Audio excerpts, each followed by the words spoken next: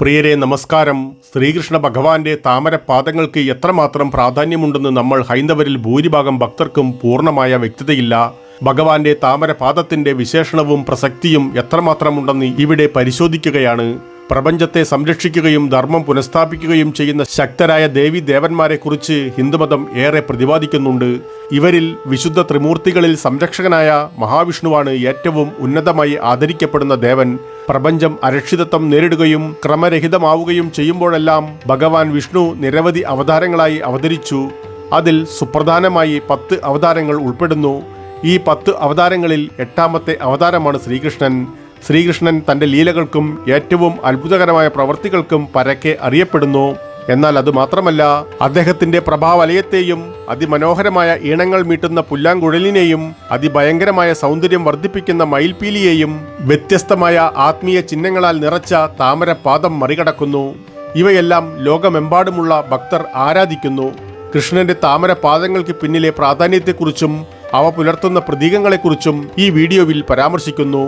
എന്തുകൊണ്ടാണ് കൃഷ്ണന്റെ പാദങ്ങളെ താമരപാദങ്ങൾ എന്ന് വിളിക്കുന്നത്? കൃഷ്ണന്റെ പാദങ്ങൾ വിശുദ്ധിയെയും കൃപയെയും സൂചിപ്പിക്കുന്നു. താമരപ്പൂക്കൾക്ക് ചുറ്റുമുള്ള മലിനജലത്തെ സ്പർശിക്കാതെ പുഷ്പം നിലകൊള്ളുന്നത് പോലെ കൃഷ്ണന്റെ പാദങ്ങൾ ലൗകിക കാര്യങ്ങളും ബന്ധങ്ങളും ബാധിക്കപ്പെടാതെ നിലകൊള്ളുന്നു എന്നാണ് വിശ്വാസം. അതിലുപരിയായി കൃഷ്ണന്റെ പാദങ്ങൾ താമരപ്പൂവിന്റെ ഇതളുകൾ പോലെ തോന്നിപ്പിക്കും വിധം മൃദുലവും ബലഹീനവുമായിരുന്നുവെന്ന് ഐതിഹ്യങ്ങൾ പറയുന്നു. പല ഭക്തരും അവയെ മഹാപാദമായി കണക്കാക്കുന്നു. ഈ ലോകത്തിലെ സർവ്വവും കൃഷ്ണപാദങ്ങളിൽ അർപ്പിക്കപ്പെട്ടതാണ്. അതായത് എല്ലാം ആരംഭിക്കുന്നതും പര്യവസാനിക്കുന്നതും കൃഷ്ണന്റെ തിരുവടികളിൽ മാത്രമാണെന്ന് വിശ്വസിക്കുന്നു. കൃഷ്ണന്റെ താമരപാദങ്ങളുടെ പ്രാധാന്യം സൂക്ഷ്മമായി നിരീക്ഷിക്കുകയാണെങ്കിൽ കൃഷ്ണന്റെ പാദങ്ങളിൽ അതിൻ്റെതായ പ്രത്യേക പ്രാധാന്യമുള്ള നിരവധി ചിഹ്നങ്ങൾ അടങ്ങിയിരിക്കുന്നു. കൃഷ്ണന്റെ വലത്തെ പാദത്തിൽ 11 വ്യത്യസ്ത ചിഹ്നങ്ങളും ഇടത്തെ പാദത്തിലും 8 വ്യത്യസ്ത ചിഹ്നങ്ങളുമുണ്ട്. അതിൽ വലത്തെ പാദത്തിലെ ഒരു ചിഹ്നമായ ബാർലിക്കോൺ അഥവാ ജോൻ ജീവിതത്തിൽ ഐശ്വര്യവും ആത്മീയ പോഷണവും നേടുന്നതിനുള്ള ആത്യന്തിക മാർഗമായാണ് കൃഷ്ണന്റെ പാദങ്ങൾ സേവിക്കുന്നത് എന്ന് ബാർലിക്കോൺ സൂചിപ്പിക്കുന്നു. കൃഷ്ണന്റെ പാദങ്ങളിൽ അഭയാർത്ഥിയെ കണ്ടെത്തുന്നത് ജനനം, പുനർജന്മം എന്നിവയിലൂടെയുള്ള ദീർഘവും അനന്തവുമായ യാത്രയെ ഒരു യവം പോലെ ചെറുതും നിസാരവുമാക്കും.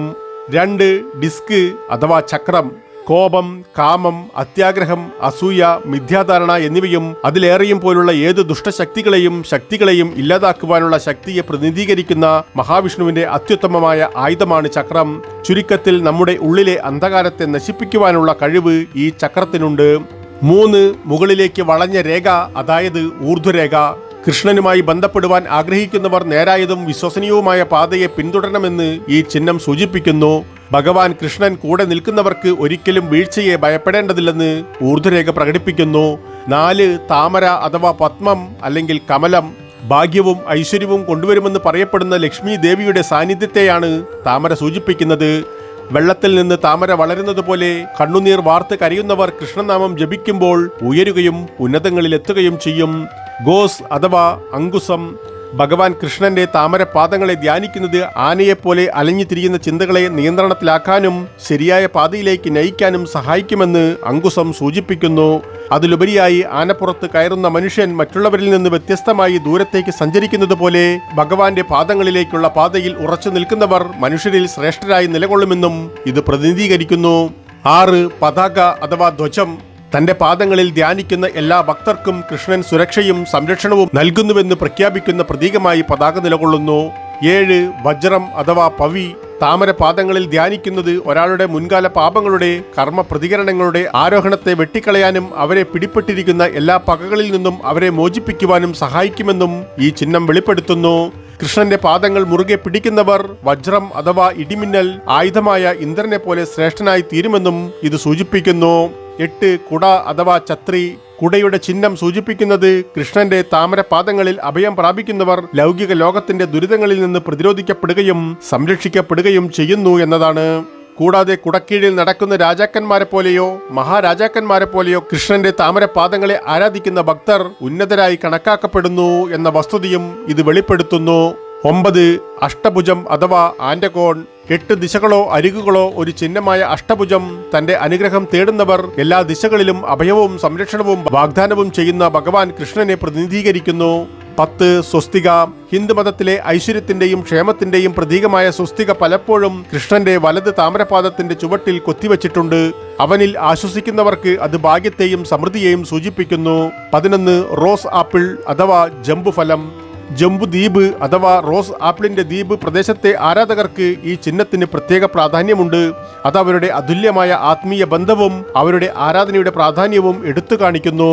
അതേപോലെ തന്നെ കൃഷ്ണന്റെ ഇടത് താമരപാദത്തിലും 8 വ്യത്യസ്തമായ ചിഹ്നങ്ങളുണ്ട്. അതിൽ ആദ്യത്തേതാണ് ക്രൗഞ്ച് അഥവാ ശംഖ്. അദ്ദേഹത്തിന്റെ താമരപാദങ്ങളിൽ പതിഞ്ഞിരിക്കുന്ന ശംഖ് ഭക്തരെ ദുരിതത്തിൽ നിന്ന് രക്ഷിക്കുന്നതിൽ അദ്ദേഹത്തിന്റെ പങ്കിനെ പ്രതിനിധീകരിക്കുന്നു.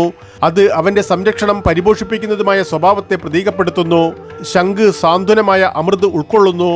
2 ആകാശം അഥവാ അമ്പരം, ആഘാനം, ഖാം. ആകാശത്തിന്റെ അടയാളം പ്രപഞ്ചത്തിന്റെ ഉടനീളമുള്ള ശ്രീകൃഷ്ണന്റെ സാന്നിധ്യത്തെ ചിത്രീകരിക്കുന്നു. അത് അവന്റെ സർവ്വവ്യാപിയെയും വിദൂരതയെയും പ്രതീകപ്പെടുത്തുന്നു. അവന്റെ സ്വാധീനവും വ്യാപനവും എല്ലായിടത്തും നിലനിൽക്കുന്നു എന്ന് ഇത് സൂചിപ്പിക്കുന്നു. 3 വില്ല് അഥവാ ധനുഷ്. ഭഗവാൻ ശ്രീകൃഷ്ണനെ ശരണം പ്രാപിക്കുന്ന ഭക്തർക്ക് ലൗകിക ആശങ്കകളിൽ നിന്നുള്ള മോചനമാണ് വില്ലിന്റെ അടയാളത്തിനാൽ സൂചിപ്പിക്കുന്നത്. ഭക്തി എങ്ങനെ ജനന മരണ ചക്രത്തിൽ നിന്നുള്ള മോചനത്തിലേക്ക് നയിക്കുന്നു എന്ന് ഇത് പ്രതീകപ്പെടുത്തുന്നു. 4 ഘോഷ്പാദം അഥവാ കാളക്കുട്ടിയുടെ കുളമ്പ്. ഭഗവാൻ കൃഷ്ണന്റെ മൃഗങ്ങളോടുള്ള സ്നേഹത്തെ ഈ അടയാളം പ്രതീകപ്പെടുത്തുന്നു. അവന്റെ പാദങ്ങളെ ധ്യാനിക്കുന്നവർക്ക് ഭൗതിക ജീവിതത്തിന്റെ വിശാലമായ സമുദ്രം ഒരു കാളക്കുട്ടിയുടെ കുളമ്പിനടിയിൽ ഉൾക്കൊണ്ടിരിക്കുന്ന ജലം പോലെയും അത് പ്രതിപാദിക്കുന്നു. സമുദ്രം എളുപ്പത്തിൽ മറികടക്കാൻ കഴിയുന്നത് പോലെ നിസ്സാരവുമായി പ്രകടിപ്പിക്കുന്നു. 5 ത്രികോണം. ത്രികോണ ചിഹ്നം ഭക്തർക്ക് ഭൗതിക പ്രകൃതിയുടെ അതായത് മായയുടെ സ്വാധീനത്തിൽ നിന്ന് സംരക്ഷണം ഉറപ്പാക്കുന്നു. സുരക്ഷിതത്വവും സങ്കേതവും പ്രദാനം ചെയ്യുന്ന ത്രിലോകങ്ങളിൽ ഉടനീളമുള്ള ജീവികൾക്ക് അവന്റെ പാദങ്ങൾ പരമമായ അഭയസ്ഥാനമാണെന്ന് ഇത് സൂചിപ്പിക്കുന്നു. 6 കുടം അഥവാ കലശം. ഭക്തരെ പോഷിപ്പിക്കുന്നതിനായി ഭഗവാൻ കൃഷ്ണന്റെ പാദങ്ങളിൽ നിന്നുള്ള ദിവ്യ അനുഗ്രഹങ്ങളുടെ തുടർച്ചയായ പ്രവാഹത്തെ കുടം അടയാളപ്പെടുത്തുന്നു.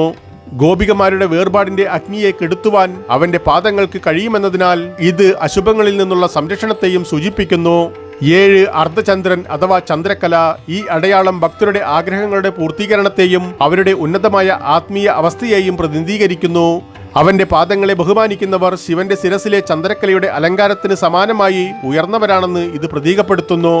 8 മത്സ്യം. ഭക്തരും ശ്രീകൃഷ്ണനും തമ്മിലുള്ള അഭേദ്യമായ ബന്ധത്തിന്റെ പ്രതീകമാണ് മത്സ്യ അടയാളം. അത് പ്രിയപ്പെട്ട ആഗ്രഹങ്ങളുടെ പൂർത്തീകരണത്തെയും കടപ്പാടുകളിൽ നിന്നുള്ള സംരക്ഷണത്തെയും സൂചിപ്പിക്കുന്നു. അതേസമയം അവന്റെ അനുഗ്രഹങ്ങൾ ലഭിക്കുന്നതിന് അചഞ്ചലമായ ഭക്തിയുടെ ആവശ്യകതയെ എടുത്തു കാണിക്കുന്നു. ഇവിടെ പ്രസക്തമായ മറ്റു ചില ചോദ്യങ്ങൾ കൂടി നാം ശ്രദ്ധിക്കേണ്ടതുണ്ട്. ഹിന്ദുമതത്തിൽ താമരപാദങ്ങൾ എന്തിനെ പ്രതീകപ്പെടുത്തുന്നു? താമരപാദങ്ങൾ ആത്മീയ ജ്ഞാനത്തെയും ദൈവിക ശാന്തതയെയും പ്രതീകപ്പെടുത്തുന്നു. കൃഷ്ണന്റെ പാദങ്ങളിൽ കീഴടങ്ങുന്ന ഒരാൾക്ക് ആത്യന്തികമായ രക്ഷയും ദൈവികതയിൽ നിന്നുള്ള സംരക്ഷണവും ലഭിക്കുമെന്ന് വിശ്വസിക്കപ്പെടുന്നു. എന്തുകൊണ്ടാണ് കൃഷ്ണന്റെ ഒരു കാൽ മറുകാലിന്റെ കുറുകെ പിടിക്കുന്നത്? കൃഷ്ണന്റെ കാലിന്റെ കുറുകെയുള്ള സ്ഥാനം എല്ലാ ലൗകികവും ഭൗതികവുമായ കാര്യങ്ങളിൽ നിന്നുള്ള അകൽച്ചയെ പ്രതിനിധീകരിക്കുന്നു. ബ്രഹ്മാവ് വിഷ്ണുവിന്റെ പാദങ്ങൾ കഴുകിയതെന്തിനാണ്? ഐതിഹ്യങ്ങൾ അനുസരിച്ച് ഭഗവാൻ വിഷ്ണു വാമനന്റെ വേഷത്തിൽ ബലിയെ നിഗ്രഹിച്ചപ്പോൾ വിഷ്ണുവിന്റെ പാദങ്ങൾ കഴുകാൻ ബ്രഹ്മാവ് മുന്നോട്ട് വന്നുവെന്നാണ് വിശ്വാസം. പിന്നീട് അദ്ദേഹത്തിന്റെ പാദങ്ങൾ കഴുകുവാൻ ഉപയോഗിച്ച ജലം ബ്രഹ്മാവിന്റെ കമണ്ഡലുവിൽ സംഭരിച്ചു. വിഷ്ണുവിന്റെ പാദങ്ങളിൽ നിന്നാണോ ഗംഗ ഉത്ഭവിച്ചത്? ഐതിഹ്യങ്ങൾ അനുസരിച്ച് ഈ പ്രപഞ്ചത്തിലേക്ക് ഇറങ്ങുന്നതിന് മുൻപ് ഗംഗ വിഷ്ണുവിന്റെ താമരപാദത്തിൽ സ്പർശിച്ചുവെന്ന് വിശ്വസിക്കപ്പെടുന്നു. അത് ഭഗവത് പാടി അല്ലെങ്കിൽ വിഷ്ണുപാദം എന്നറിയപ്പെടുന്നു. അതായത് ദൈവത്തിന്റെ പാദങ്ങളിൽ നിന്ന് ഉത്ഭവിക്കുന്നത് എന്നർത്ഥം. പ്രിയരെ, വീഡിയോ കാണുന്നതോടൊപ്പം ചാനൽ വരിക്കാരാകുവാനും അറിയിപ്പുകൾ ലഭിക്കുന്നതിനായി കുടമണി ചിഹ്നം പ്രവർത്തനക്ഷമമാക്കുവാനും ഈ കഥയിൽ നിങ്ങൾ തൃപ്തരാണെങ്കിൽ നിങ്ങളുടെ ഇഷ്ടം അറിയിക്കുവാനും മറ്റുള്ളവരുമായി പങ്കുവയ്ക്കുവാനും മറക്കരുത് പ്രിയ സുഹൃത്തുക്കളെ.